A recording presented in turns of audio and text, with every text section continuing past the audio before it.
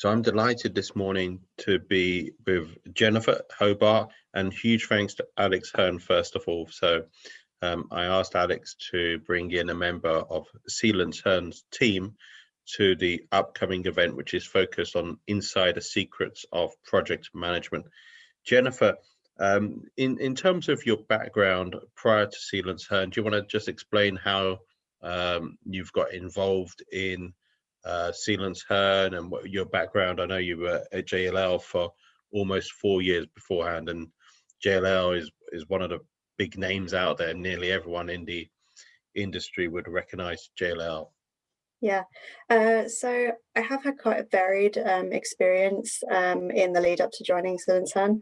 I've been at a small traditional firm, and then, like you said, I joined JLL for 4 years, and following on from that, I had just under 2 years a small medium enterprise in Guildford. I got to do a lot of varied stuff with them. It was traditional professional work like building surveys, dilapidations, which is something I particularly focus on, and then going down the project management side, doing contract administration, specifying works, and I got to do that across a lot of sectors in the residential, commercial, which covers the retail, industrial, office spaces. And yeah, so I joined Sillence Hurn in October. Obviously, COVID affected a lot of people. Unfortunately for me, that meant I got made redundant in July. Last in, first out kind of situation. But it gave me an opportunity to go out there and find something new. And I feel I've landed in a really good company with a great client base, and it's given me new experiences that I haven't been exposed to before as well. I was going to ask you, so JLL is really the flagship name which comes across to me straight away. Your experience in JLL and other companies, do they do things differently? That's the key question, I would say. Yeah, definitely. I mean, my first company was a very traditional format with the partners at the top, and then you had your employees, and the way that things worked was very traditional. And it was very, you were at your desk 9 till 5 unless you were out to site. And JLL was a really nice, more forward-thinking approach to how you can work with your employees, which meant I got a lot more out of it, especially as I went through my training with them and got my qualification. So even though it's all kind of the same thing in the end, because everyone does the same jobs, but when you've got a big corporate body like JLL behind you, you've got the in-house resources and you've got the experience that you can turn to, and you've got more people to work with, especially when it is that training side of things. Actually having 20 other people going through the qualification with you is a much better experience than you might have if you are the only graduate in a firm. No, that makes sense. In terms of the key mistakes developers make not using a project manager, many developers think they can save money by not using a project manager. Things can go wrong pre-COVID, not even during COVID. So what do you think those mistakes are? So with developers, I mean, there are the bigger developers who have more experience, who might even have their own in-house project managers, which means a developer themselves can actually manage the project themselves and do it quite well. But the reality is that a lot of developers wouldn't have that as an in-house resource. And ultimately, for a developer, their main job and the best use of their time is to look at other areas of the project, and also to be looking for the next development site and looking for the next project to continue that source of work. When I think about what it means to not have a project manager on site, it does take me back to the days of watching Grand Designs. And that's sort of obviously a very extreme example, but whenever you watched an episode and Kevin McLeod would go, "So, are you going to be getting a project manager involved?" And they would go, "No, we're going to do it ourselves."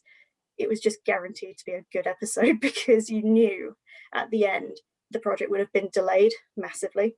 Inevitably, it'd be something like that was meant to be 8 months, would have taken 2 years. It would have always gone over budget. And even though you didn't see it, you almost guaranteed that the quality would have suffered as a result.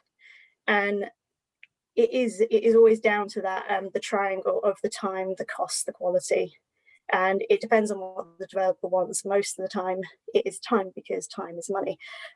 So you can have all three, theoretically.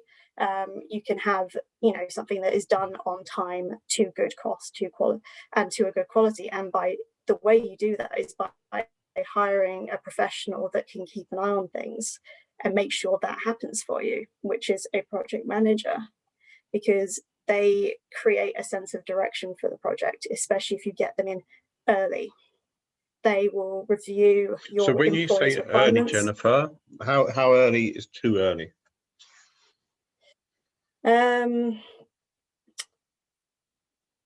I think you need to have a definite, you are going to be going to site. So I think potentially pre-planning is maybe a little bit too early to have a project manager on board. But when you are definitely, the build plans are going to be starting to be made, you want to be making sure that you've got a project manager on site, because like I said, they will be going over the employee's requirements to make sure that everything is in there, which means there is a reduction of risk of having variations further down the line, which inevitably means more cost, more time. And it also can affect the quality of things, because if you're having to ad hoc something later on, it's not incorporated as part of the original design, so it's never going to be as good as if you had thought about it to begin with. And it's also, project managers, they work day in, day out with contractors, so they know how to work with them. They know the contract, which means they know how to hold contractors accountable when there are delays.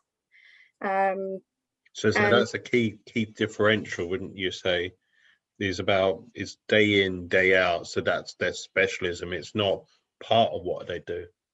Yeah, it is every day. It's a very sociable role. You have to be able to talk to people. You have to be able to work with everyone. So having that experience means that you get the best out of the contractor and get the best for the client in the end. So you mentioned your experiences both resi and commercial. So for Sillence Hurn or for other companies, do developers, would you suggest developers look for someone who does everything, or has residential, if it's a residential project, or commercial, or what's the best approach? I can imagine that there will be people who, if they specialize in a residential field, that they will look for project managers that have a strong experience in residential construction, and the same with the commercial side. But ultimately, I don't think there is too much in the way of a difference in sort of what a project manager would have in experience and what ultimately a construction project involves. It is always the same nuts and bolts at the end of it. It will always have the same process in the underlying running of it. So Jennifer, I know you're going to be with us on the 25th of February. Delighted. Jack's going to be asking the questions. I can take a back seat that day. Jack Jiggins, EXP Property. We've got David David Lawrence of Fon Construction. And we also have, it's a brand new panel. I have to keep remembering the names. Matt Wayham. So I hope I've got Matt's surname right. Matt's from Aura Architecture. Normally I work with Ben, but it's Matt this time. So massive, and Ashley Richmond, who's been on a number of my panels over I was going to say years, to be fair, since lockdown. Lockdown feels like it's been going on for quite a while now. So how can people connect with yourself or Sillence Hurn? So I think the best way will be through the website. We've got all of our information on there, but we are very active on LinkedIn, on Instagram. They can find me on LinkedIn as well, Jennifer Hobart, and it's yeah, the website is generally the best way to get hold of people. If they go to Sillence Hurn, so Sillence Hurn, founded by David Sillence and Alex Hurn, so